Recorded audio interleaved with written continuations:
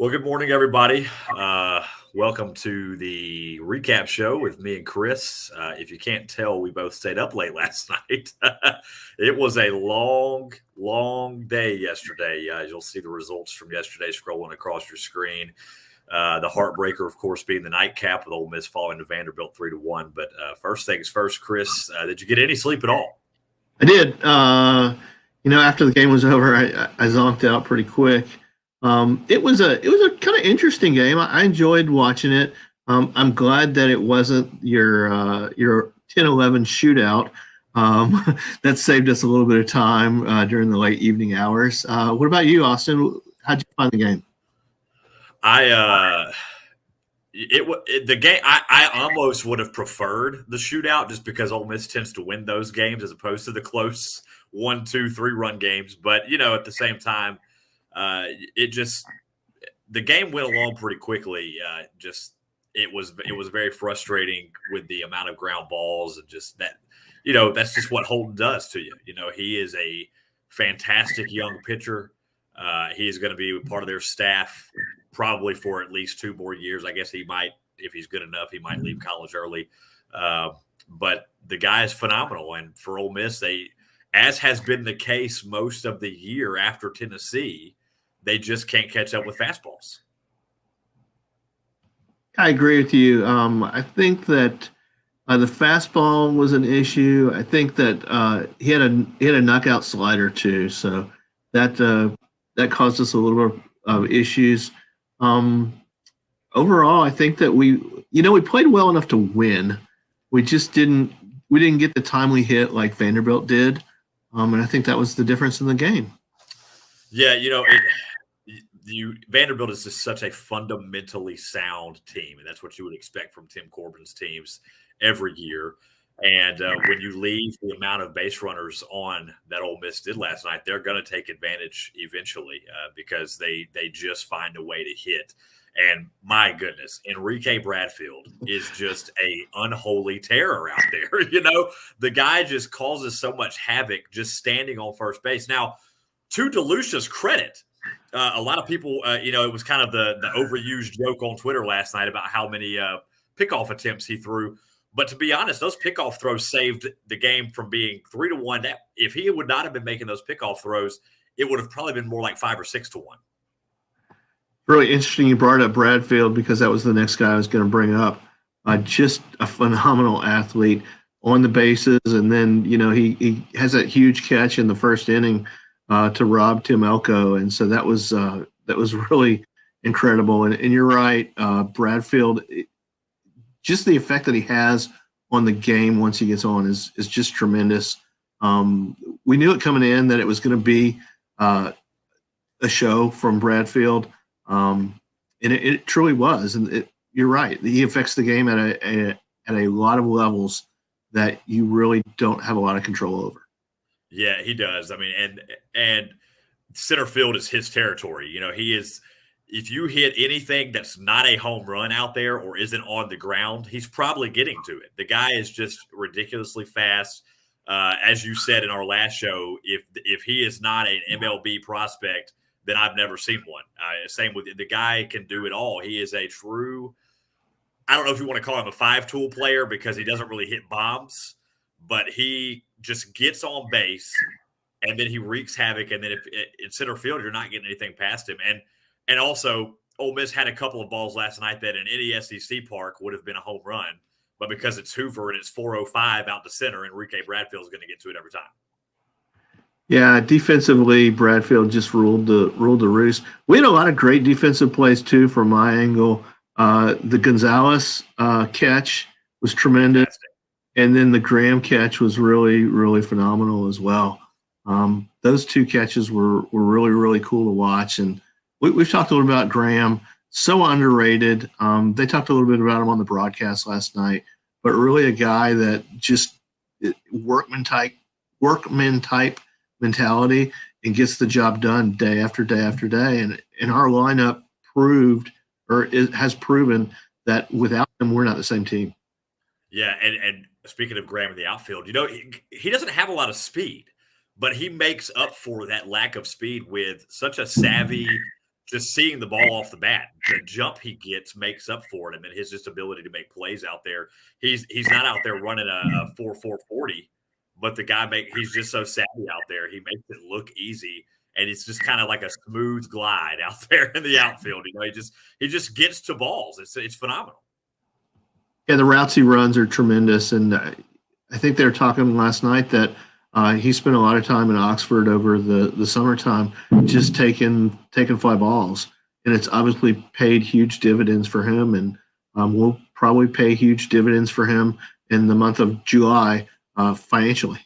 Yeah, probably so. As much as Ole Miss fans are going to hate to see him go, I really, unless he's just going to be a post 20 round draft pick, I don't see him coming back to school. And you can't blame the guy, like we talked about. I mean, he's going to make a lot of money and well deserved. I think he could be a valuable asset to a major league team as some form of role player. It's always a question: is are they going to look at that speed in the outfield and think he's an everyday player, or are they going to make him? Are they going to put him back to where he initially played at Ole Miss, which a lot of people forget? He played first base in front of Tim Elko when he first came to Oxford. Tim Elko had to wait essentially until his junior, although it was more of his senior year, but with COVID, it was kind of a junior year to finally get there. So it's kind of an interesting decision there for maybe somebody because he can play a couple of different positions. Absolutely. I'm a big Graham fan, and I can't wait to see what he does on the next level. If he stays another year, we're going to be really a lot better off. But I do anticipate him going this year in the draft. Yeah, I do as well. And Macaulay asks, "Are we in or out of postseason play?" Well, that's the big topic of the day. We weren't going to forget about that. I promise. We'll get to that in due time. But we definitely want to finish talking about the game first, not bounce back and forth. And man, I'll tell you, you've been to plenty of Ole Miss post game interviews. You've seen plenty of Ole Miss post game interviews. And normally with Ole Miss, even after a loss, you got guys like Tim Elko and Dylan DeLucia who are typically very just kind of positive and cheery and last night was the most different I have ever seen them in a post game on the field. Tim Elko never smiled. I mean, not one smile, barely answered that. He was not really, it was just such a somber mood. And I feel for the guy because in Tim Elko's head right now, he's thinking, was that my last game as an Ole Miss Rebel? Because they don't know yet. And they've got 5 more days to wait. And you see that guy out there and you think about what Tim Elko means to this team and has meant to this program his whole time here, even when he wasn't playing, just his leadership and his ability to keep the team together, be a glue. Just seeing him like that was something that it's hard to see Tim Elko in that position. Austin, do you attribute that at all to the late night hour that we got done, or was it really just the totality of the moment for Tim? Personally, I feel like it's the totality of the moment, just because I know Ole Miss has played that late game so many times that I feel like they're kind of used to the late nights in Hoover. I just think that Tim is genuinely wondering if that was his last game. Tim's a competitor. Tim is a fiery competitor. And now he's calmed down a bit as he's gotten older and matured, but he still wants to win. He hates losing. And the guy he doesn't want to end his Ole Miss career with a 3-1 loss in Hoover to Vanderbilt. I can tell you that much. Absolutely. And who did you say else spoke for Ole Miss? So it was Tim and then DeLucia and Justin Bench. Justin Bench was his normal self for the most part. Hey, we're just going to stay together. We're just going to stay together. That's all we can do. DeLucia was the one that really stuck out to me last night because normally, obviously, as we all know, he's very happy-go-lucky, kind of a goofy guy in his post game. He'll crack a couple jokes and just kind of keep you smiling. Last night, again, did not smile one time and was very short and terse with his answers. Not being rude, he's just upset. And DeLucia blamed himself for this loss. He said, I should have pitched better. I didn't pitch well enough. And quite frankly, of all the people you could think of to blame for a loss, and there's not just one person, DeLucia will be the last one on my mind. The guy pitched out of his mind yet again, coming off of a bad outing last week, having to wait all day long to pitch more than 5 hours after they were supposed to start, or right around 5 hours after they're supposed to start. And the guy is just taking responsibility, and that's just something that from a first year and Ole Miss guy. You like to see that, but at the same time, man, Dylan is the last person I would think of to blame for this one. So you look at DeLucia's line, and if I recall the game correctly, and forgive me if I'm missing something, the late hour kind of gets to you a little bit, but DeLucia really only allowed one run while he was in the game. Obviously, he got tagged with the run on the grounder after Mallets came in the game, but he went 4 1/3 innings and allowed one run while he's in the game. As far as an effective start situation, I don't know that you can ask for more. I don't care who we're playing in the SEC. A guy goes 4 1/3 and allows just one run. I'm really comfortable with that. In reality, we ought to win that game. Yeah, and I mean the guy, he only had 3 strikeouts, which is somewhat of a low number for Dylan. But you've got to look at who he's playing. Vanderbilt is such a patient team; they're so fundamentally sound at the plate that honestly, 6 hits in 4 innings, and like you said, essentially just the one run. That's a very good outing, and as you say, with the Ole Miss lineup, you would think that's a win for them every day of the week. And unfortunately, they just couldn't get the balls. They couldn't hit them where they ain't, as they say. Couldn't hit them where they ain't, and the timely hitting obviously just didn't come through. We left runners on second, left runners on third throughout the game. The guy that really impressed me was Mallets. Mallets with 2 1/3, allowing just he didn't allow any runs, earned runs. And then the runs that he allowed was the inherited runner when he came in for DeLucia, and then the grounder to grounder to Gonzalez that Gonzalez inexplicably booted. And you just don't see that out of Jacob. I think it's only his 3rd error in the last 20 or something games.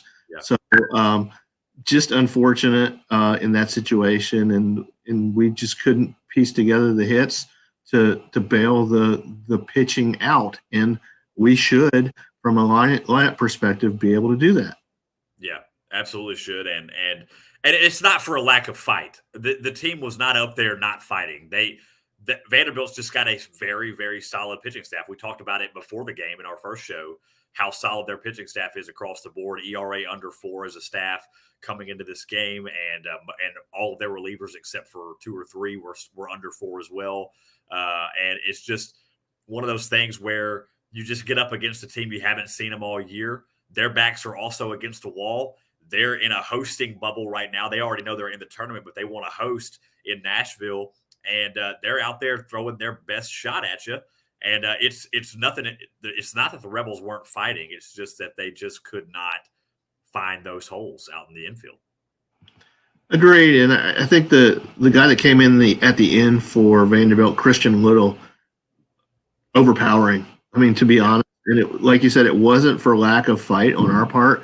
The guy just threw his brains out, and credit to them. Played obviously really well, fundamental Tim Corbin style baseball, and beat us in a pitcher's duel. And sometimes that happens. And the unfortunate thing for us is it happened at a bad time, where now we, like you said, we have to sit and wait for 5 days until Selection Monday, and see what happens over the weekend with some of these other conferences, and just sit and wait. And it's everybody's on the edge of their chair now, trying to figure out whether we're in, whether we're out. Yeah, and one of those teams, obviously, that Ole Miss is having to keep an eye on is Alabama, who is still in the SEC tournament. They're on that bubble line despite their struggles at the end. They have an opportunity with a run to maybe steal a spot from Ole Miss, so that's a team you got to be keeping an eye on. And then, of course, there are some other bubble teams and bid stealers still out there in other conference tournaments that and it's out of Ole Miss's hands. That's the thing. Tim Elko said it last night, or not Tim Elko. I'm sorry, Coach Bianco said it at the end of the night. We had a chance to control the outcome of this one, and now we don't have any control. And at this point, all you can do is sit, and that is the hardest thing in this situation, because these guys, they're going to say we'll be relaxed, we'll stay together, but man, these guys are going to be stressed out all week. No doubt. Going back to the game for just a question, I had a question about it from your standpoint live. So it seemed like Vanderbilt was really, I'm not going to say quick pitching, but they were ready to go at all times from a pitching perspective. I know they're on the opposite side of A&M, but if A&M and them ever matched up, how do you feel that would work out? I don't know that that A&M would want to mess with Tim Corbin, and get him riled up. But you know, I what they did was perfectly fine. I was watching the pitch clock a little bit last night and kind of trying to keep an eye on that, and I appreciated that they worked at I guess normal baseball speed, as opposed to taking 15 to 20 seconds between every pitch. And the only time it really came up as an issue was when Justin Bench asked for time 2 different times and didn't get it, and that's one thing that Bianco got really upset about. Was that he wasn't granted time, and then the strike zone was definitely a little bit different in Bianco's eyes early on there. He got a little fiery about that between innings as well. But yeah, as far as Texas A&M is concerned, it's the umpires have got to take control of that situation. That's where the buck really stops. Is okay when you give the pitcher the go ahead, like, hey, this is your pitch. Well, if the pitcher's ready and the batter's not, well, that's on the batter at that point. No doubt. I agree with that 100%. So moving forward, talk a little bit about the SEC tournament in relation to the weather. I'm sure there was a lot of talk last night about the weather. I don't know where we are this morning as far as games go for today. Still delayed. What's that? We're still delayed. We're still delayed. So, if we're still delayed right now and the weather in Hoover doesn't look really great for the rest of the day, nor does it look really great for tomorrow. Has there been any talk about any official talk about tournament modification at this point? Well, I haven't seen it from the SEC, but I have seen a lot of talk from guys like Kendall Rogers, who I would consider a baseball expert, as I'm sure you would as well, who is saying that might be the route they end up having to go. And quite frankly, LSU was supposed to be the late game today. And because of the rescheduling, they're not going to play a game until tomorrow morning. Their first game in double elimination, as it stands right now, won't be till tomorrow morning. Tennessee and Vanderbilt will be the late game tonight now. So you've got Auburn and Kentucky still waiting for their first pitch. They were supposed to play yesterday in the late game. Then after that, Alabama and Arkansas are supposed to go. Then Florida is supposed to take on Texas A&M. And Texas A&M is going to drag that game out without weather delays for 4.5 hours. And then you got Tennessee and Vanderbilt supposed to come up after that. I don't see how, with the weather the way it is right now, this first pitch is now an hour behind, and there's still no update from the SEC on an official start time. I don't see how they're not going to be able to, they're going to have to just go in and say, look, we got to have this tournament done by Sunday because the selection show is Monday morning at 11. Single elimination, sorry, that's the way it is. The fans won't like it. They paid for 17 games in a tournament. They want those 17 games, but Hoover weather never cooperates. I don't see any other way right now based upon if the forecast holds, right? I mean, right. Weather is an inexact science by any stretch of the imagination. The best weather forecasters in the world get it wrong probably half the time or something like that. But if the weather forecast holds, I don't see any way either that we don't have to go to some sort of modified format. You're looking at, LSU is going to play their second game on Friday. And I guess Friday is where you make up some ground because you only have 2 games on the docket. But that's saying that we get all 4 games in today and we're able to play tomorrow as well. 4 games tomorrow. It just doesn't look really pretty for getting 17 games in the SEC tournament this year. Yeah, and I don't know if you can see if my screen will coordinate there. That blue dot there is Hoover, and this is all underneath and going north in some form or fashion. Whether or not it's going to go, hopefully it'll go northeast, but so far that has not been the luck. And our friend Nick Filipich from the Rebel Walk is down in the Biloxi area this week. And all the weather that he's been getting has been coming straight up to Hoover. He's been sending us some videos of the rain and whatnot from down there. So yeah, as you say, unless the weather clears out and they get a first pitch in here shortly, and then the games go quickly, at some point you got to cut some, cut your losses and just apologize to the fans and the teams at that point. Yeah, absolutely. There was a little discussion last night, and I actually entered into it about, what's the solution, whether or not the SEC should go to a dome stadium. There was a lot of negative feedback about that. I suggested we come to Arlington, and somebody said, well, why would you ever want to go to Arlington to watch SEC baseball? I said, well, quite frankly, I live here, so it'd be convenient for me to do that. That's my primary reason. That's a great reason. I'm not gonna lie. That's why I would want to come here. But it is, baseball is a better game in an outdoor environment. Not going to lie about that. I think Hoover is the perfect setup, from the RV park that they have there, the knowledge that people have about the area, everything else like that.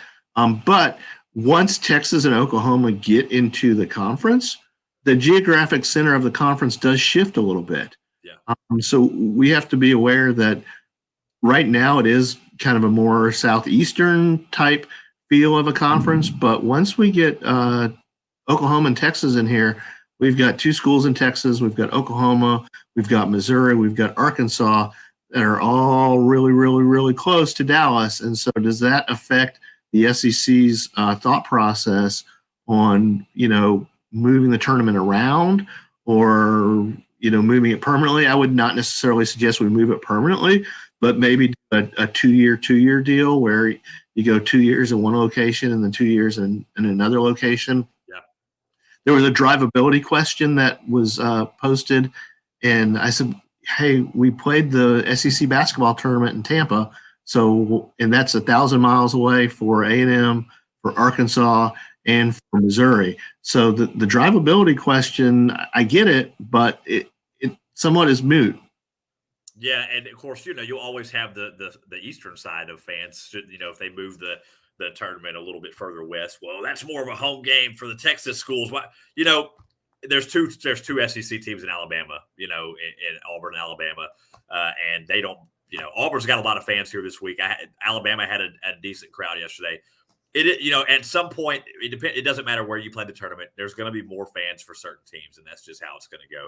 And I agree with you that Hoover is a great setup as far as for RV purposes, and it is a good a ballpark as far as for the SEC tournament. But at the same time, every single year, weather wreaks havoc here, and at some point, I don't see why a dome would not be a valid option. And the argument that, well, nobody wants to see the SEC tournament in front of a half-empty MLB stadium. Nobody cares about that. Nobody cares about how many people are in the stands at the SEC tournament. They just care about the results of the game.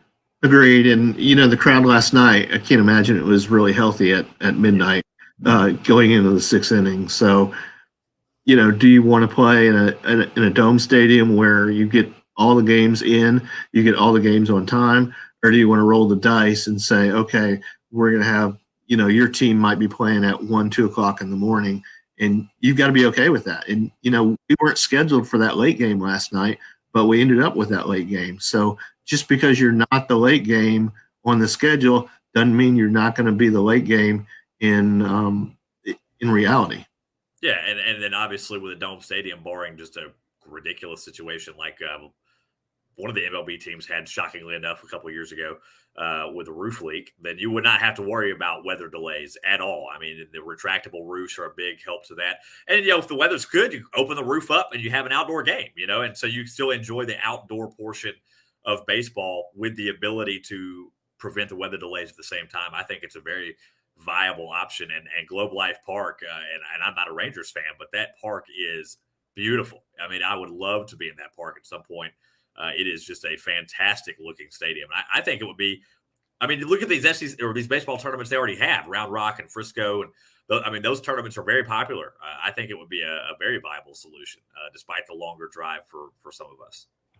Yeah. If you look at the attendance last year, when you had Arkansas State and Ole Miss in the tournament, and obviously you had Texas Tech and Texas as well, and they brought fans as well to the State Farm Classic, versus this year when you had schools like Kansas State, Michigan, Arizona, and no disrespect to those programs as baseball programs, but their fans just don't travel. Yeah. The Michigan fans, look at an attendance number at Ann Arbor on the best weekend, and we're probably talking 1,000 fans, maybe. Yeah. Arizona, I've been to Arizona. Not really a great stadium, to be very honest. Oh, that stadium was awful. It was pretty bad. But in their fans, it's like we set a postseason record at 6,500, and I was like, that's your postseason record, 6,500 fans. I mean, that's a normal day. That could be a good, decent non-conference game at Swayze. 65 fans. We're talking, Murray State comes in for the weekend, and they're going to draw 6,500 people for that game. So it's just not the same in the SEC. So I don't know that it really matters where you place the tournament. People are going to complain that, we have to travel an extra 2 hours, or we have to do this, we have to do that. But they're going to come, and they're going to figure out where the RV park is near the stadium. Trust me, I live in Arlington. There's an RV park 4 or 5 miles from the stadium. They'll set up a parking lot for the RVs. Is it going to be a grassy area where you can walk your dog and everything else like that? No. But is there a park nearby that's maybe 4 or 5 minute walking distance away? Yes. Your dog will be able to do what it needs to do, everything else like that. Yeah. It's just, we'll see. The SEC is obviously, and right now, of course, the NCAA is up in a lot of leadership changes coming up and things of that nature. So you never know what's going to happen. And to be honest with you, I don't know who makes the decisions on where these tournaments are played outside of Greg Sankey. I don't know who is like on the committee or board or whatever he's got that would make the decision to change the location, or if that's a vote by school, the schools that might be a part of that. That's something that, as far as I know, there's nothing on the table right now to change the location for the tournament. But as you say, with Texas and Oklahoma coming in, and that's a couple of good baseball programs, by the way, especially Texas.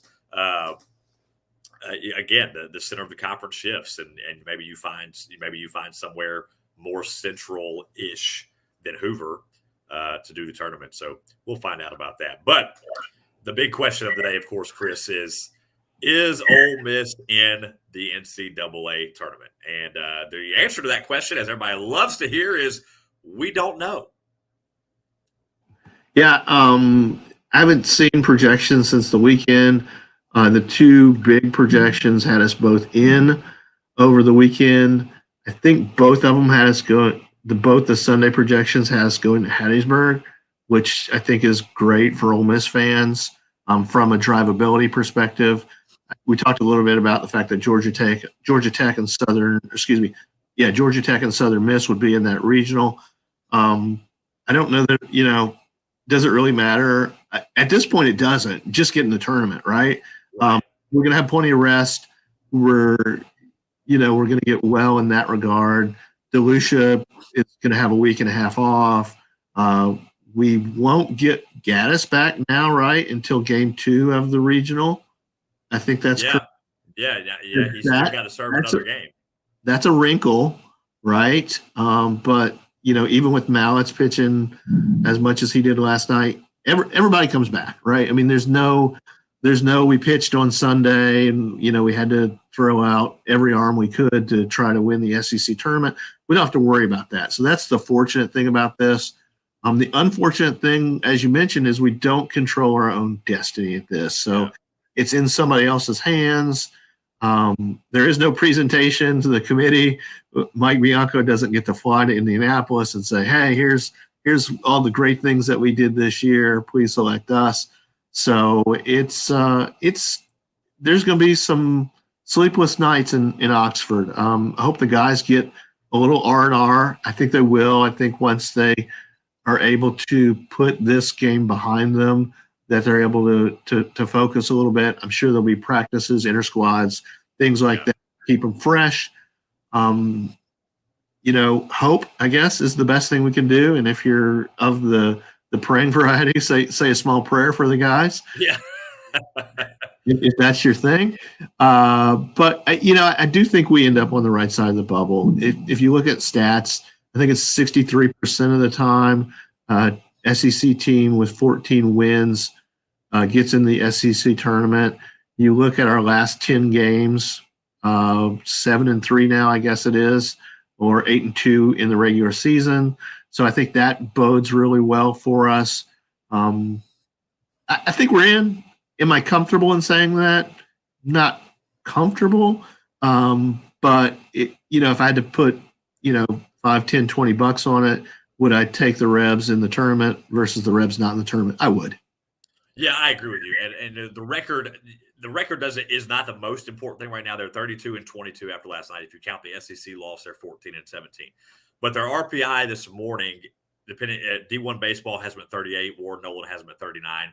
That is the right side of the bubble. If you are inside of 40, that's where you want to be. Now it's close and it's really tight, and there's a lot of games still to play, including some of these bubble teams. So that's not exactly where you want to be. But if you look at, they've got 7 top 25 RPI wins this year, which is tied for the most of the SEC, along with Vanderbilt, and I believe the other one is Tennessee. I'd have to double check that. Texas A&M has 4 as well. Either way, they have 7 top 25 RPI wins. That's a really good record against top 25 in RPI. And then you have the 38, 39 RPI right now. It was 36 going into last night. And a 14-win SEC team with that RPI, as you say, typically would be on the inside of the tournament. Do I think the committee is going to send them to Hattiesburg?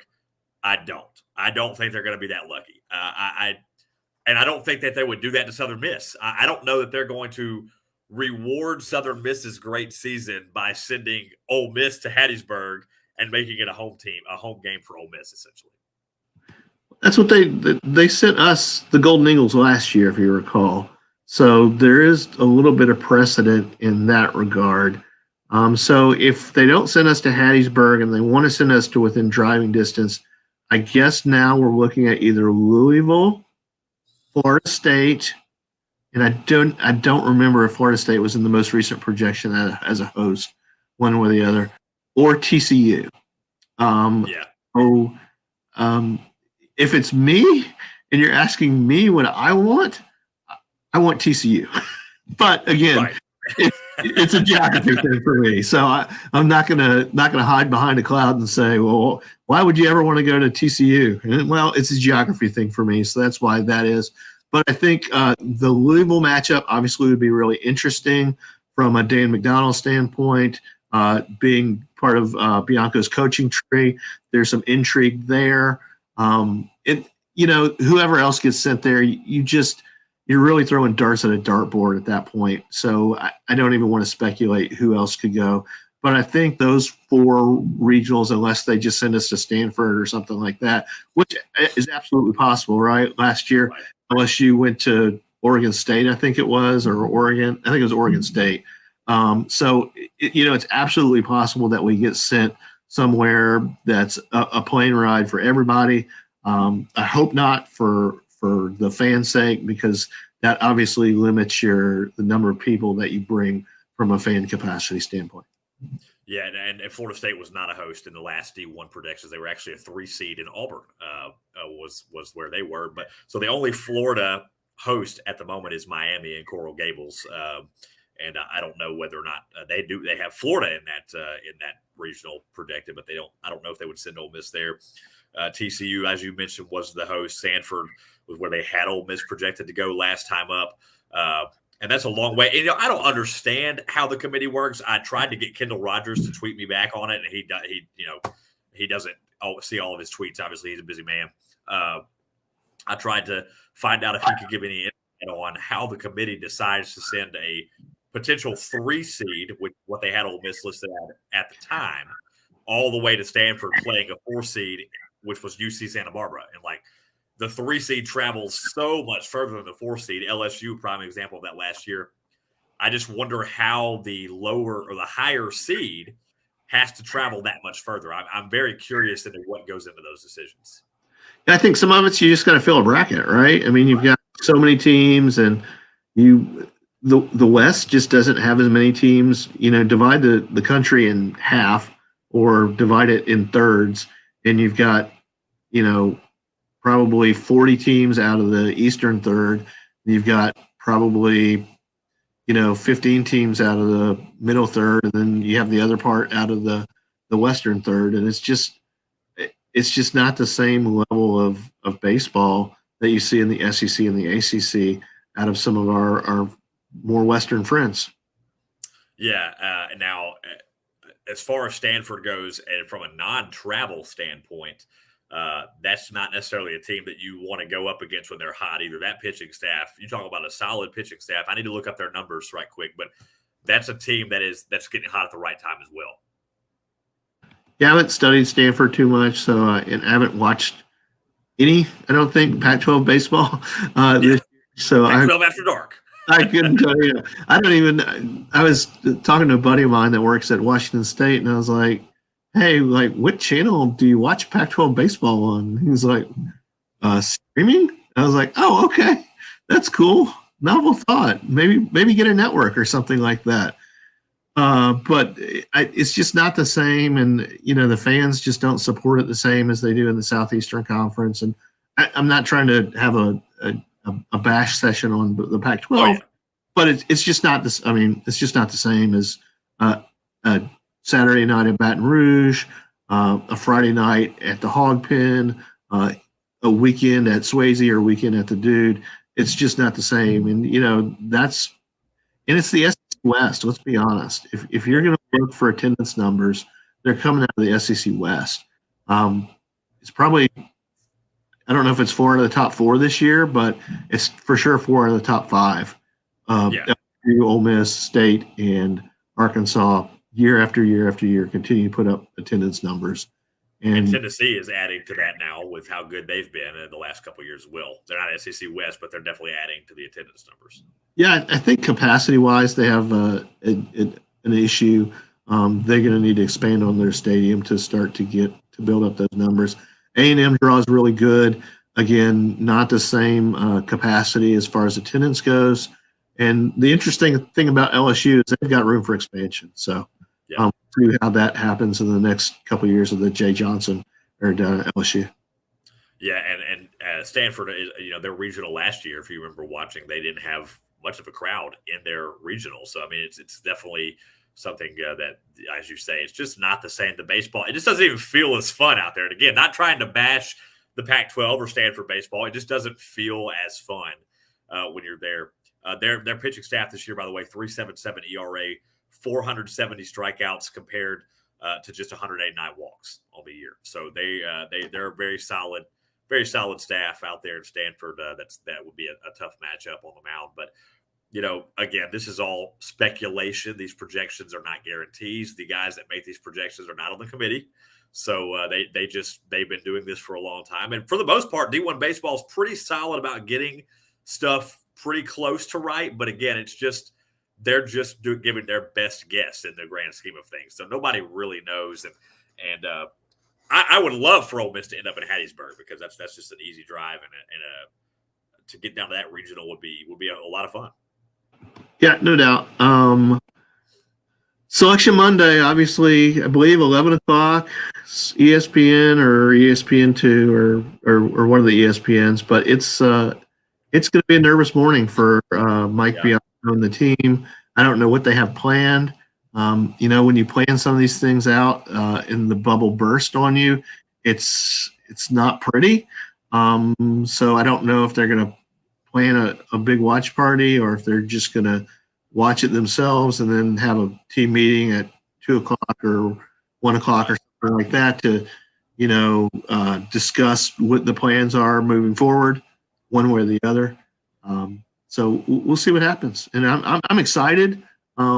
Excited to see how the tournament unfolds for the SEC tournament. To see how this weather comes into play. Excited to see some good baseball. Obviously, saw some great defensive plays last night in the Ole Miss Vanderbilt game, but just the baseball is such a high quality from the SEC, and you can turn on any of the games, and you're going to hear great stories. ESPN or SEC Network does a great job with their storytelling of the various athletes that we have in the SEC, and to see these young men at this level, knowing that so many of them are going to go on and be really, really quality major league athletes, but more importantly, contributors to society, to their community. And so you look at you look at people that aren't necessarily in don't make it to the majors, but really go on to be great members of their community, which is just as important to us as a society. Yeah, I agree. I mean, the one thing you cannot argue about Ole Miss baseball is the culture that they have there, and just the quality of players, the character of players that they have there. And I mean, there's none more so of an example of that than Tim Elko. Just, I mean, the guy's heart is so big for his community and for kids and for the people around him, and not trying to single him out and forget about everybody else, but he's just such a prime example of what the quality of character they have in Oxford on their baseball team is. So you definitely can't argue that. Those guys are just good, solid dudes. Yeah, and that's the way Bianco recruits, right? It's not just about athleticism for Mike. It's about the quality. And very seldom do you hear about one of our players getting in any sort of trouble. I mean, I think I remember one in the last 5 years. Yeah. And that was a Super Bowl situation. So, stuff happens, I guess. Nobody's perfect. I mean, you can't expect perfection out of anybody.